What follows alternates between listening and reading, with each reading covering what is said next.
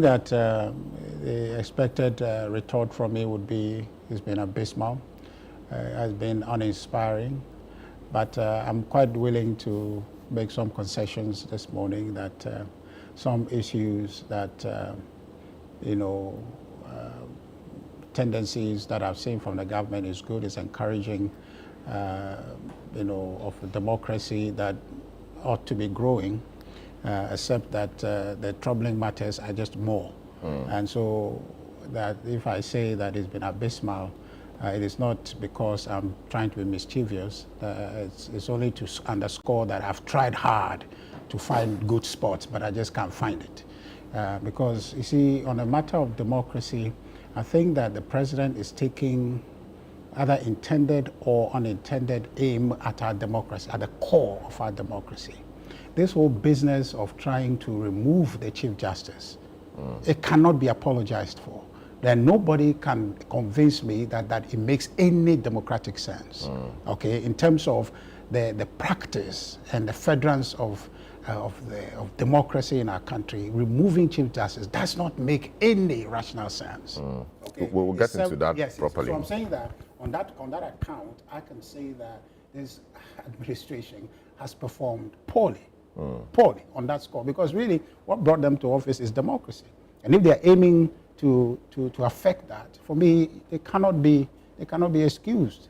But what has happened? I mean, not to get into the matter, but what has happened? I mean, even the president is just, following what the Constitution says he should do. If he hadn't followed that will have consequences for him as well, as somebody who is failing to adhere to the dictates of the Constitution. I'm sure that Ghanaians would understand, especially when the reasons being advanced for such a removal, for want of a better word, are flimsy, are self-serving, are political in nature. I mean, the readings that we have around the subject matter, okay, tells you. I mean, and you're a lawyer, your observation of the space, is there anything egregious that is tantamount to say, let's remove her to solve a problem?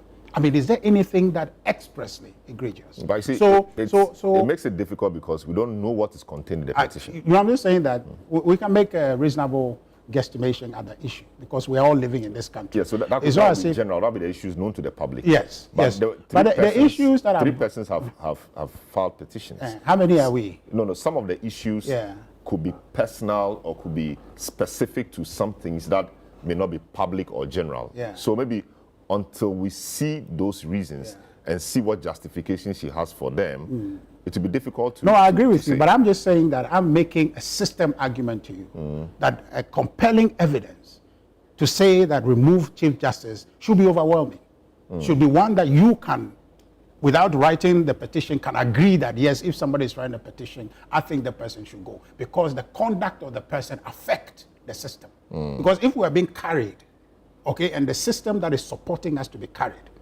is breached in a manner that if we pretend that it's not breached, we'll just fall. So if somebody says, let's break it and rebuild it, we cannot fault that person. You get what I'm trying to say? But that the system is breached in a way that we cannot reconcile the Chief Justice being there.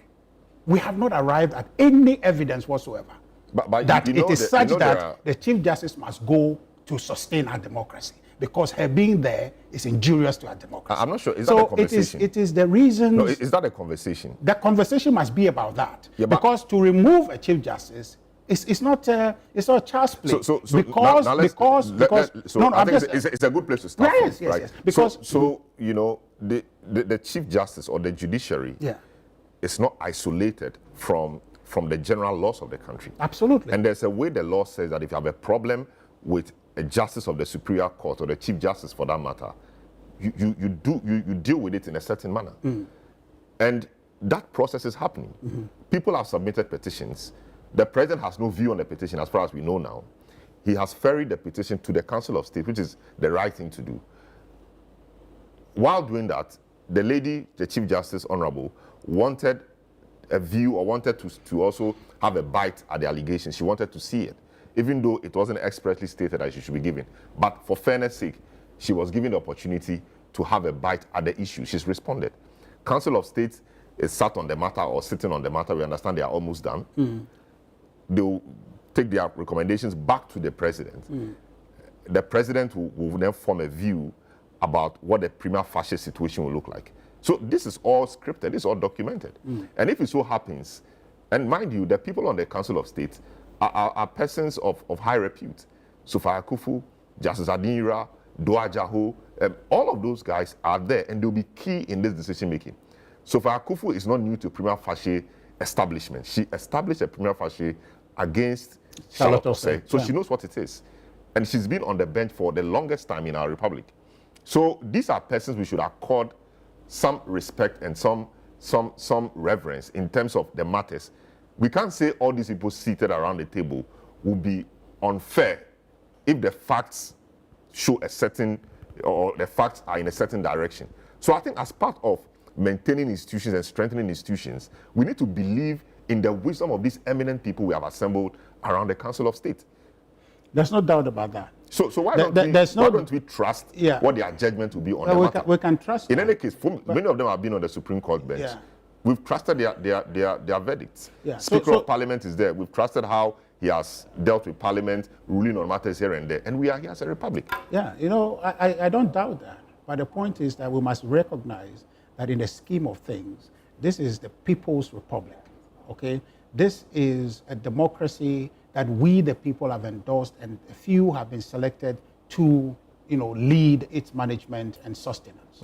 Now, matters to do with, and you know, the judiciary is a key plank, okay, in our setup. And so, therefore, if you're aiming at that, the matter should be expressed.